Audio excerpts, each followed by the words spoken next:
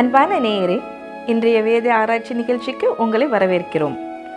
தேவ கிருபையால் நீங்கள் நலமாக இருப்பீர்கள் என்று ஜெபிக்கிறோம். இந்த நிகழ்ச்சியில் நாம் தினந்தோறும் தேவனுடைய வார்த்தையை ஒன்றாக வாசித்து கற்று விசுவாசத்தில் வளர்கிறோம். இது உங்கள் வாழ்க்கையை வளப்படுத்துகிறது என்று நம்புகிறோம். கடந்த அத்தியாயத்தில் வேதாகமம் வேறு எந்த புத்தகத்தையும் போல் அல்ல என்பதை கற்றுக்கொண்டோம். சுமார் 40 பேர் பல காலங்களிலும் பின்னணிகளிலும் இருந்து எழுதியிருந்தாலும் அது தேவனுடைய ஆவியானவரால் ஏவப்பட்ட ஒரே சத்தியமாக உள்ளது. தேவன் கூறினார் என்று வேதம் திரும்ப திரும்ப அறிவித்து அதன் தெய்வீக தோற்றத்தை உறுதிப்படுத்துகிறது. வேதாகமம் ஜீவனுள்ளதும் வல்லமையுள்ளதுமாக இருந்து இருதயங்களை மாற்றி ஜீவனை அளிக்கிறது. மேலும் இயேசு கிறிஸ்துவை அதன் மையமாக வெளிப்படுத்துகிறது. அதன் துல்லியம் தொல்பொருள் ஆதாரங்களாலும் நூற்றாண்டுகளின் எதிர்ப்புகளுக்கு மத்தியில் நிலைத்திருப்பதாலும் உறுதியாகிறது. இன்று வேதாகமம் தேவனிடமிருந்து வந்தது என்று நாம் எவ்வாறு அறிய முடியும் என்பதை ஆராய்வோம். வாருங்கள் பார்க்கலாம்.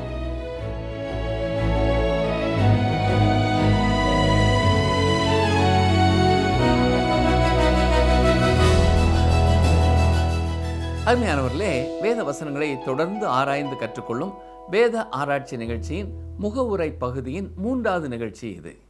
வேத வசனம் ஏன் முக்கியமானது என்பதை பற்றியும் வேத புத்தகம் எந்த விதத்தில் தனித்துவமானது என்பதை குறித்தும் கடந்த 2 நிகழ்ச்சிகளில் நாம் கற்றுக்கொண்டோம். இன்று நாம் வேத புத்தகம் கடவுளிடத்திலிருந்து வந்தது என்பதை நீங்கள் எப்படி அறிவீர்கள் என்ற கேள்விக்கான பதிலை பார்க்க போகிறோம். ஆம், அதுதான் நிறைவேறிய தீர்க்க தரிசனங்கள். இன்று யாராவது பரிசுத்த வேதம் கடவுளின் வார்த்தை என்பதற்கு ஒரே ஒரு உறுதியான ஆதாரத்தை மட்டும் சொல்லுங்கள் என்றால் நிறைவேறிய தீர்க்க தரிசனத்தை தான் சொல்ல முடியும். நிறைவேறிய தீர்க்க தரிசனம் என்பது நீங்கள் தப்பிக்கொள்ள முடியாத, சுற்றி வளைத்து சொல்ல முடியாத ஒரே ஆதாரம். வேத புத்தகம் நிறைவேறிய தீர்க்க தரிசனங்களால் நிரம்பி இருக்கிறது. வேதாகமம் எழுதப்பட்ட பொழுது அதில் 4 பங்கு தீர்க்க தரிசனமாக இருந்தது. அதாவது எதிர்காலத்தில் நடக்க இருந்ததை அறிவித்தது. அதில் இப்பொழுது மக்கள் நினைப்பதை விட அதிகமான பகுதி ஏற்கனவே நிறைவேறிவிட்டது. தீர்க்க தரிசனம் துல்லியமாக நிறைவேறிய பல வேத பகுதிகளை நாம் பார்க்கலாம். தீர்க்கதரிசியின் காலத்திலேயே நிறைவேறிய பல உள்ளூர் நிகழ்வுகளை நாம் வாசிக்கிறோம். உதாரணமாக மிகாயா என்ற தீர்க்கதரிசி ஆகாப் அரசனிடத்திலே அவன் திட்டமிட்டபடி போருக்கு சென்றால் போரிலுவே தோல்வி அடைவான், கொல்லப்படுவான் என்று கூறினார். ஆனால் ஆகாபின் பொய் தீர்க்கதரிசிகள் அவனுக்கு வெற்றி கிடைக்கும், வெற்றி மன்னனாக திரும்புவான் என்று கூறினார்கள். மிகாயா கூறியதை ஆகாப் விரும்பவில்லை என்பதால் அவனை பூட்டி அப்பமும் தண்ணீரும் கொடுத்து திரும்பி வந்ததும் பார்த்து கொள்வேன் என்று கூறினான். ஆனால் மிகாயா கடைசி வார்த்தையாக நீர் திரும்பி வந்தால் கர்த்தர் என் மூலம் பேசவில்லை என்று கூறினார்.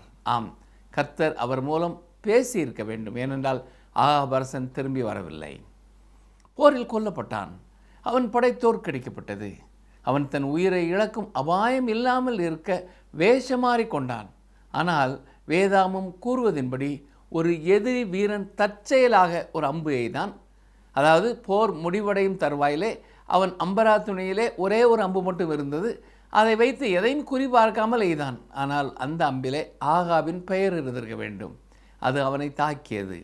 அது நேரடியாக குறியை அடைந்தது. ஏனென்றால் மிகாயா துல்லியமான தீர்க்க தரிசனம் கூறியிருந்தார். இந்த நிகழ்ச்சியை 1 ராஜாக்கள் 22ஆம் அதிகாரத்திலே நாம் வாசிக்கலாம்.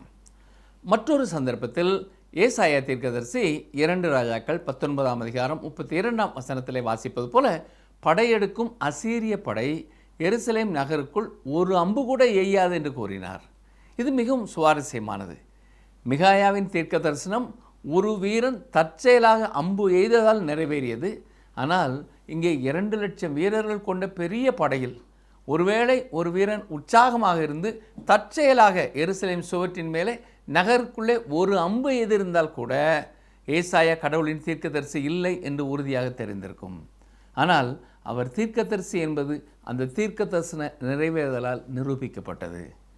இது மட்டுமல்ல, ஏசாயா 7ஆம் அதிகாரத்தில் நான் வாசிப்பது போல ஒரு கன்னிகை கற்பவதியாகி ஒரு குமாரனை பெறுவாள், அவருக்கு இம்மானுவேல் என்று பெயரிடுவாள் என்று சொல்லப்பட்டிருக்கிறது. அது 700 ஆண்டுகளுக்கு பிறகு உண்மையாக நிறைவேறியது. இறுதியான ஆதாரமாக இயேசுவின் முதல் வருகை பற்றிய 300க்கும் மேற்பட்ட தீர்க்க தரிசனங்கள் அனைத்தும் உண்மையாக நிறைவேறின. இயேசு கிறிஸ்து சிலுவையிலே அடிக்கப்பட்ட பொழுது பழைய ஏற்பாட்டிலே பதிவு செய்யப்பட்டிருந்த ஒரு தீர்க்க தரிசனம் இன்னும் நிறைவேறவில்லை. அதுதான் சங்கீதம் 69:21 சொல்லப்பட்டிருக்கிற என் தாகத்துக்கு காடியை குடிக்க கொடுத்தார்கள் என்பது. ஆனால் இயேசு சிலுவையிலே தொங்கிக் கொண்டிருந்த பொழுது தாகமாய் இருக்கிறேன் என்றார். உடனே எதிரி தானே சென்று அந்த தீர்க்க தரிசனத்தையும் நிறைவேற்றினான். பாருங்கள், வாசிக்கிறேன். யோவான் 19:28 முதல் 30 வசனங்கள் வரை. அதன் பின்பு எல்லாம் முடிந்ததென்று இயேசு அறிந்து வேத வாக்கியம் நிறைவேறத்தக்கதாக தாகமாயிருக்கிறேன் என்றார். காடி நிறைந்த பாத்திரம் அங்கே வைக்கப்பட்டிருந்தது.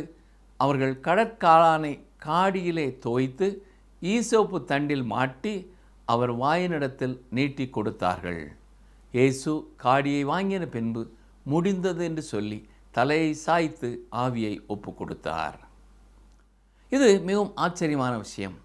சாதாரணமாக மனிதர்கள் யாரும் அப்படி யூகிக்க முடியாது.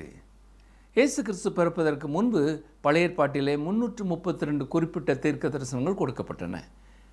அவை அவரது வாழ்க்கையிலே முற்றிலும் மற்றும் வெளிப்படையாக நிறைவேற வேண்டியவை. அவை அப்படியே நிறைவேறிற்று. மற்றொரு உதாரணம் சொல்கிறேன். அவர் பிறப்பதற்கு 150 ஆண்டுகளுக்கு முன்பு கோரேஸ் என்ற பெயரிலே ஒருவன் பிறப்பான். அவன் மத்திய கிழக்கிலே ஆட்சிக்கு வருவான், யூதர்களை சிறையிருப்பிலிருந்து விடுவிப்பான் என்றும் பரிசுத்த வேதம் கணித்தது. அதாவது ஏசாயா அதை 44வது அதிகாரத்திலே கூறியிருக்கிறார். 150 ஆண்டுகளுக்கு பிறகு ஒரு மனிதன் பிறந்தான். அவன் பெயர் கோரேஸ். அவன் அரசனானான், யூதர்களை விடுவித்தான். எந்த மனிதனும் இப்படிப்பட்ட காரியங்களை அறிய முடியாது. மனிதர்கள் எப்படி அதை அறிய முடியும்? ஒருபோதும் அப்படி நடந்ததில்லை. கடவுள் மட்டுமே அதை அறிவார். அதுபோலவே உலகின் அறிவியல் ஒழுங்கை மனிதர்கள் கண்டுபிடிப்பதற்கு முன்பே புத்தகங்களில் எழுதியது கடவுள் மட்டுமே. மற்றும் ஒரு ஆதாரத்தையும் சொல்லுகிறேன், கவனியுங்கள். அதுதான் நினிவே நகரம். நினிவே நகரம் பண்டைய உலகத்திலே அசீரியாவின் மிகவும் பலமான நகரங்களிலே ஒன்றாகும். 100 அடி உயரமான உள்சுவர், மேலும் அது 50 அடி தடிமனாக இருந்தது. பின்னர் அரை மைல் தூரத்திலே 150 அடி அகழி, பின்னர் மற்றொரு இரட்டை சுவர். கடவுளின் தீர்க்கதரிசியின் கணிப்பு அது அழிக்கப்படும் என்பது.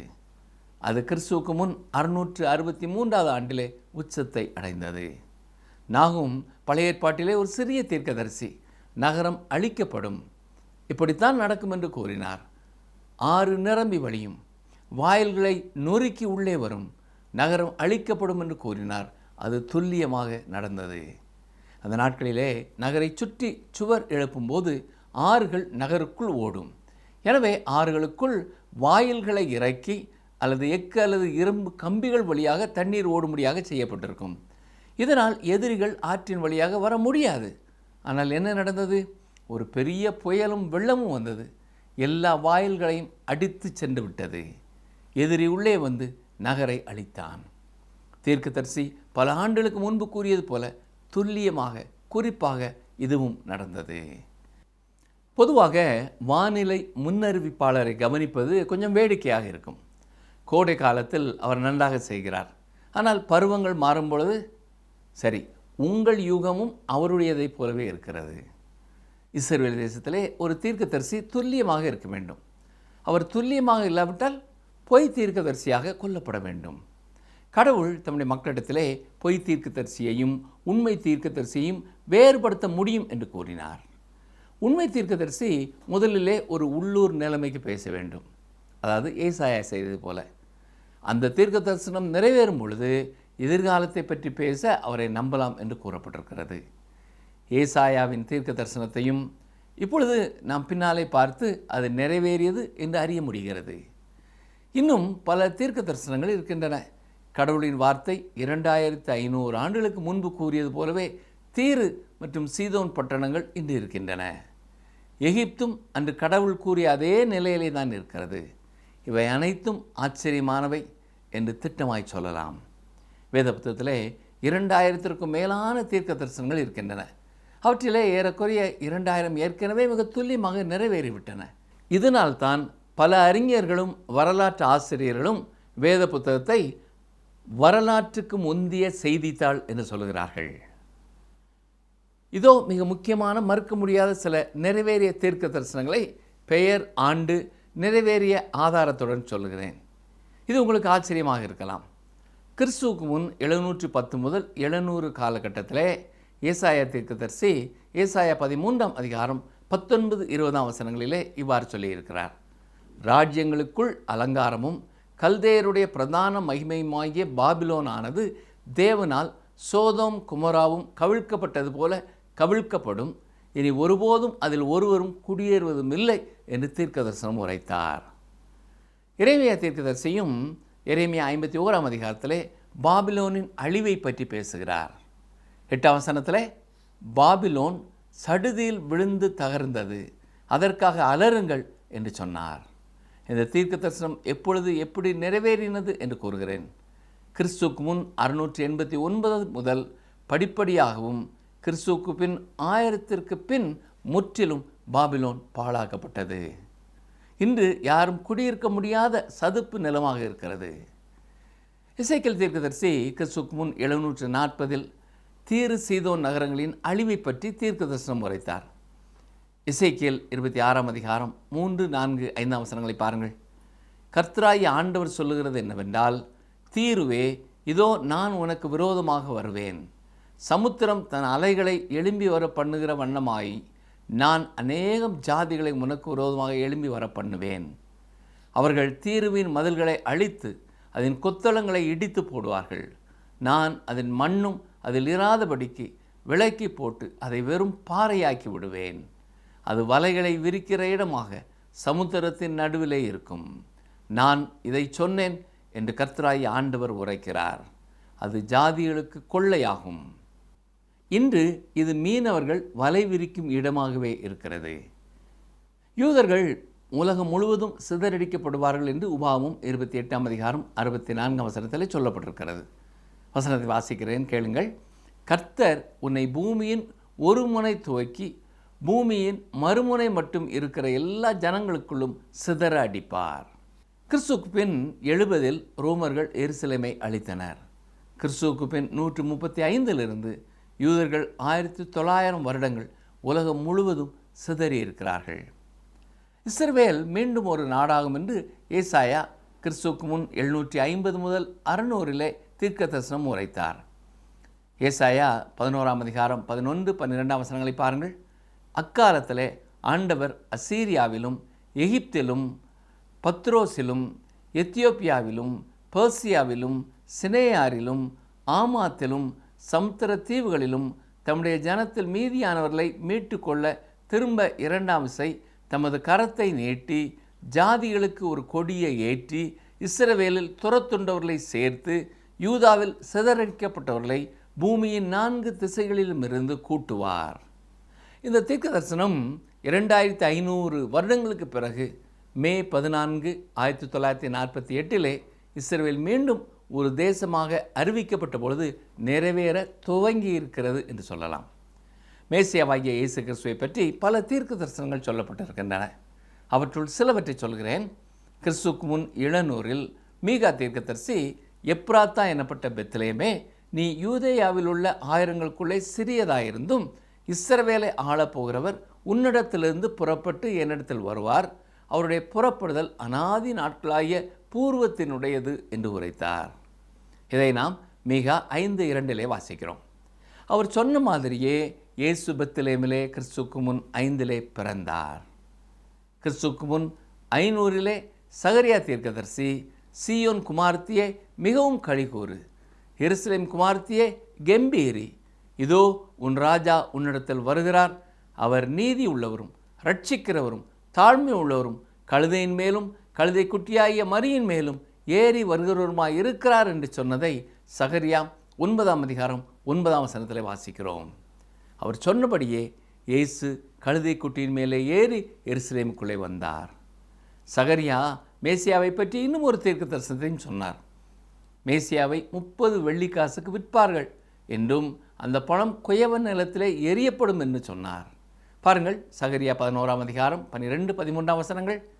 அப்பொழுது எனக்கு கூலியாக 30 வெள்ளிக்காசை நிறுத்தார்கள். கர்த்தர் என்னை நோக்கி அதை குயவனிடத்தில் எறிந்துவிடு என்றார். இதுவே நான் அவர்களால் மதிக்கப்பட்ட மேன்மையான மதிப்பு. நான் அந்த 30 வெள்ளிக்காசை எடுத்து அவைகளை குயவனுக்கென்று கர்த்தருடைய ஆலயத்திலே எறிந்து விட்டேன். வேதாமத்திலே கூறப்பட்டுள்ள தீர்க்க தரிசனங்களிலே மிகச் சிலவற்றை மட்டுமே நான் எடுத்து கூறியிருக்கிறேன். பரிசுத்த வேதத்தில் சொல்லப்பட்ட தீர்க்க தரிசனங்கள் யாவும் தற்செயலாக நிறைவேறியுள்ளன என்று கூறுவதற்கு சாத்தியக்கூறே இல்லை. இந்த நிறைவேறிய தீர்க்க தரிசனங்களால் தான் வேதாமத்தை ஜீவ வார்த்தை என்று அழைக்கிறோம். இன்னும் நிறைவேறாத தீர்க்க தரிசனங்கள் எதிர்காலத்தில் நிச்சயமாக நிறைவேறும் என்று கிறிஸ்துவுக்குள் திட்டமாய் நான் விசுவாசிக்கிறேன். அருமையானவர்களே, நிறைவேறிய தீர்க்க தரிசனம் பரிசுத்த வேதம் உண்மையில் கடவுளின் வார்த்தை என்பதற்கு மிக பெரிய ஆதாரங்களிலே ஒன்று. நடைபெறப் போகிற எந்த காரியத்தை குறித்தும் மனிதர்கள் அவ்வளவு துல்லியமாக கூற முடியாது. மனிதர்கள் அப்படி யூகிக்க முடியாது. வானிலை முன்னறிவிப்பாளர் கூட தவறவிடலாம். கணித சட்டத்தின் ஒரு விதியின்படியும் மனிதன் ஒருபோதும் தீர்க்க தரிசனம் கூற முடியாது. இப்பொழுது நான் ஒரு தீர்க்க தரிசனம் சொல்கிறேன் என்று வைத்துக்கொள்வோம். உதாரணமாக, நீங்கள் எங்கிருந்தாலும் நாளை மழை பெய்யும் என்று கூறுகிறேன். சரியாக இருக்க 50% வாய்ப்பு இருக்கிறது. ஏனென்றால் 2ல் 1 நடக்கும். ஆனால் நான் நாளை காலை 9 மணிக்கு மழை தொடங்கும் என்று கூறினால் அது மற்றும் ஒரு நிச்சயமற்ற அம்சம் சேர்க்கப்படுகிறது. முதலிலே 50க்கு 50 வாய்ப்பு இருந்தது. இப்பொழுது ஒருவேளை 25% வாய்ப்பு தான் இருக்கிறது. சேர்க்கப்படும் ஒவ்வொரு நிச்சயமற்ற அம்சமும் நான் சொல்வது சரியாக இருக்கும் வாய்ப்பை குறைந்தது 50% குறைக்கும். இப்பொழுது நான் மழை 9 மணிக்கு தொடங்கும் என்று மட்டும் கூறாமல் பிற்பகல் 2 மணிக்கு நிற்கும் என்று கூறினால் அது என் வார்த்தை உண்மையாயிருப்பதற்கான வாய்ப்பை மற்றும் ஒரு 50% குறைத்து இப்பொழுது 12.5% அப்படி என்றால் இப்பொழுது நான் சரியாக சொல்லக்கூடிய வாய்ப்பை நினைத்து பாருங்கள். இதுபோல நான் 300 நிச்சயமற்ற அம்சங்களை சேர்த்தால் சரியாக இருக்க கொஞ்சமும் வாய்ப்பு இல்லை. ஆனால் கடவுளின் வார்த்தை அதை செய்ய முடியும். பிரியமானவர்களே, அது துல்லியமானது. பரிசுத்த வேதம் முற்றிலும் சாத்தியமற்ற காரியங்களையும் கூற முடியும். அதுவே எனக்கு அது கடவுளின் வார்த்தை என்பதற்கு முற்றிலும் உறுதியான ஒரு ஆதாரம். வேத புத்தகத்தை ஒப்பிட வேறு எதுவுமே இல்லை. நான் நிறைவேறிய தீர்க்க தரிசனத்தின் மிக குறைவான உதாரணங்களை மட்டுமே கொடுத்தேன். ஆனால் கர்த்தருடைய வார்த்தையிலே காணப்படும் தீர்க்க தரிசனங்கள் பல உண்மையாக நிறைவேறிவிட்டன.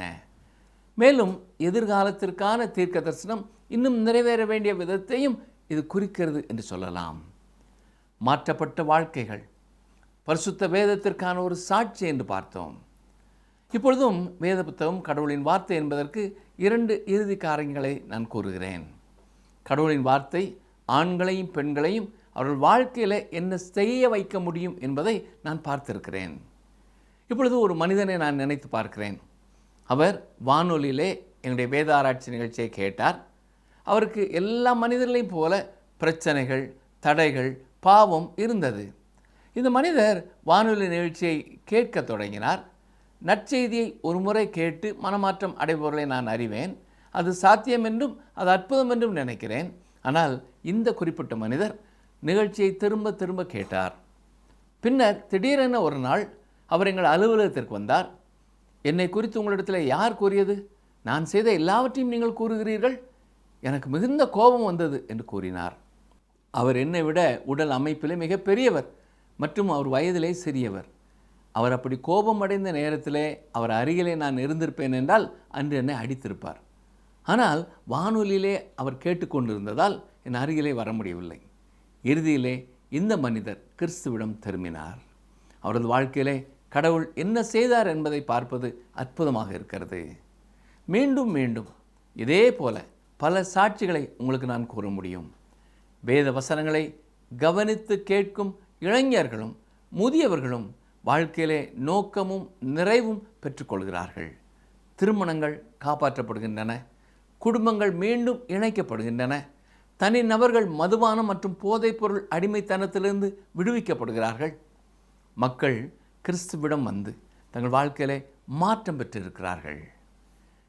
நான் வேதாம கல்லூரி படிப்பை முடித்தபோது நற்செய்தியை பாதுகாக்க வேண்டும் என்ற எண்ணத்திலே வேதத்தை நம்ப மறுத்தவர்களை குறித்து கடினமாக பேசி வேத புத்தகத்தை பாதுகாக்க முயற்சித்தேன். உண்மையிலே நான் கொடுத்த ஒவ்வொரு செய்தியும் அப்படிப்பட்ட மக்களை சந்தித்தது. வேதத்தை நம்பாததற்கு மக்கள் எழுப்பும் கேள்விகளுக்கு போதுமான பதில்களை பெற்றால் அவர்கள் நம்புவார்கள் என்று நினைத்தேன்.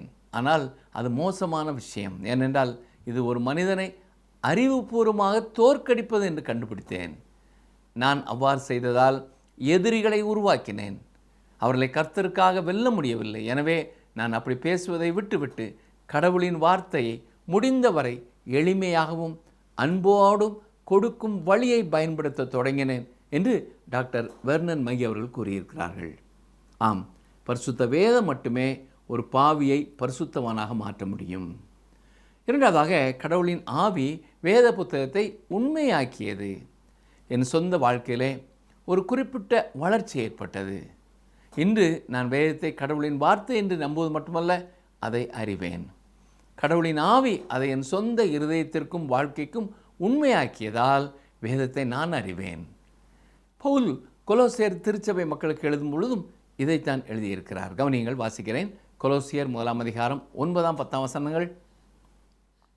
இது நிமித்தம் நாங்கள் அதை கேட்ட நாள் முதல் உங்களுக்காக இடைவிடாமல் ஜெபம் பண்ணுகிறோம்.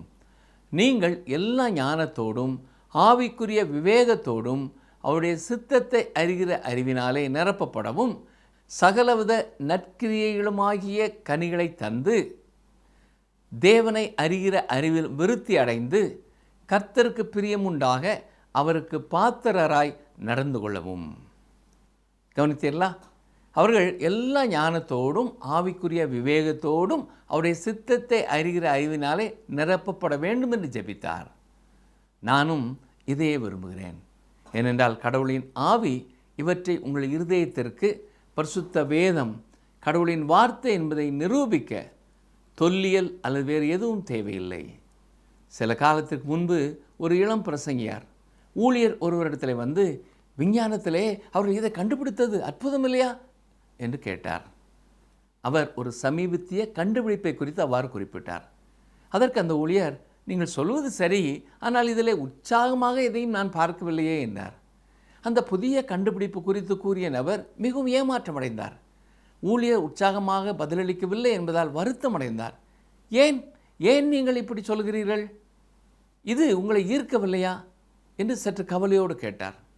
அதற்கு அந்த பிரசங்கியார், தொல்லியலாளர்கள் அதை கண்டுபிடித்து உலகத்திற்கு சொல்லும் முன்பே அது கடவுளின் வார்த்தை என்று எனக்கு தெரியும் என்று கூறினார். அது எப்படி தெரியும் என்று கேட்டார். நான் கடவுளின் ஆவி அதை என் சொந்த இருதயத்திற்கு உண்மையாக்கி இருக்கிறார் என்று ஊழியர் கூறினார். ஆம் பிரியமானவர்களே, கடவுளின் ஆவி கடவுளின் வார்த்தையை உங்களுக்கு உண்மையாக்குவார். அதை உங்கள் வாழ்க்கையிலே இணைப்பது மட்டுமல்ல, நீங்கள் இது கடவுளின் வார்த்தை என்று எனக்கு தெரியும் என்று கூறும் உறுதியையும் உங்களுக்கு கொடுப்பார். வேதத்தை குறித்து ட்ரைடன் என்பவர் எழுதியுள்ள சில வரிகளை வாசிக்கிறேன்.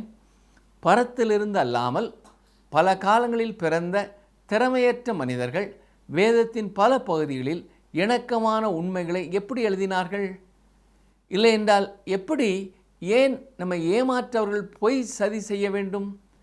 அவர்களின் வேதனை கேட்கப்படவில்லை. அவர்களின் ஆலோசனைகளுக்கு அவர்கள் நன்றி பெறவில்லை. அவர்களுக்கு கிடைத்ததெல்லாம் பட்டினியின் வேதனையே. அவர்கள் கொடுத்த விலைக்கரையும் இரத்த சாட்சியே. வேதத்தில் குறிப்பிடப்பட்டுள்ள தீர்க்க தரிசனங்கள் நிறைவேறிப்பதை நாம் படித்தோம். மேலும் வேதத்தின் மூலமாய் நாம் அறிந்து கொள்ளும் தேவனுடைய குணநலன்களும் மாறாதவைகள் என்பதை நீங்கள் உங்கள் வாழ்க்கையிலே அனுபவிக்க முடியும். வேத வசனத்தில் சொல்லப்பட்டுள்ள தேவனுடைய அன்பு மாறாதது. தேவனுடைய வசனத்தில் சொல்லப்பட்டுள்ள தேவனுடைய பாதுகாவல் மாறாதது. உண்மையாய் தம்மை நோக்கி கூப்பிடுகிற யாவருக்கும் கர்த்தர் சமீபமாய் இருக்கிறார் என்பதும் மாறாதது. தேவன் இன்றும் நம்மிடத்தில் எதிர்பார்க்கும் ஒரே ஒரு காரியம் விசுவாசம் மட்டுமே. தேவனை பற்றி பிசாசுகளும் விசுவாசித்து நடுங்குகின்றன. ஆனால் தேவன் நம்மிடத்தில் எதிர்பார்ப்பது அவர் மேல் நாம் விசுவாசம் வைப்பது மட்டுமில்லாமல் அவருடைய வார்த்தைகளுக்கு கீழ்ப்படியும் அவர் நம்மை எதிர்பார்க்கிறார். தனியாய் நீங்கள் வேத வசனங்களை வாசிக்கும் பொழுதோ அல்லது மற்றும் ஒருவர் மூலமாக கர்த்தருடைய வசனத்தை கேட்கும் பொழுதோ அதற்கு கீழ்ப்படிய நீங்கள் தீர்மானிக்கும் பொழுது கர்த்தர் தொடர்ந்து அவருடைய வசனங்கள் மூலமாகவே உங்களை வழிநடத்த வல்லமை உள்ளவராய் இருக்கிறார். எனவே ஒவ்வொரு நாளும் தனியே அமர்ந்து வேத வசனங்களை படிப்பதும் தியானிப்பதும் உங்கள் வாழ்க்கையிலே கர்த்தரை அறியும் அறிவிலே உங்களை வளரச் செய்யும் என்பதை மறந்து போக வேண்டாம். கர்த்தர் தொடர்ந்து தம்முடைய வசனங்களினாலே உங்களை ஆசீர்வதித்து வழி நடத்துவாராக. ஆமென்.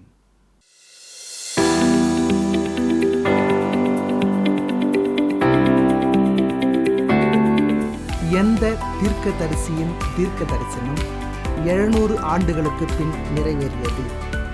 எந்த தீர்க்கதரிசியின் தீர்க்க தரிசனம் 700 ஆண்டுகளுக்கு பின் நிறைவேறியது? Option A Jeremiah, option B Micah, option C ஏசாயா.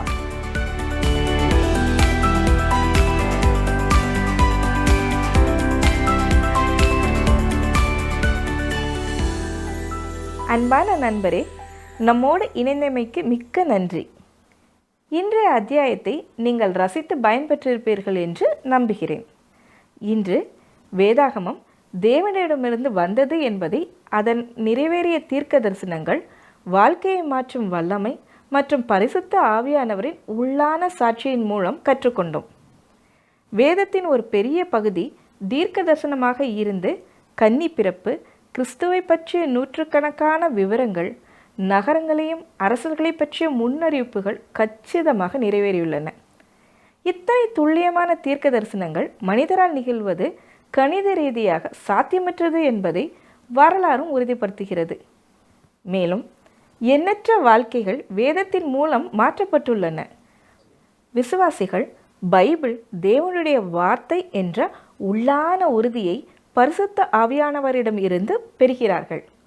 இந்த எல்லா ஆதாரங்களும் வேதாகமம் தேவனிடமிருந்து வந்தது என்பதை தெளிவாக காட்டுகின்றன. அடுத்த நிகழ்ச்சியில் வெளிப்படுத்துதல், ஏவுதல், தெளிவுபடுத்துதல் மற்றும் விளக்கமளித்தல் ஆகிய 4 முக்கிய தலைப்புகளை நாம் ஆராய்வோம். அதுவரை விசுவாசத்தில் உறுதியாக இருந்து தேவனுடைய வார்த்தைக்கு நெருக்கமாக இருங்கள். அடுத்த முறை சந்திப்போம். நன்றி. இந்த நிகழ்ச்சி உங்களுக்கு பிடிச்சிருக்கா? அப்ப இப்பவே மிஸ்டர் கால் கொடுங்க. பரிசு வெல்றது நீங்களாவும் இருக்கலாம்.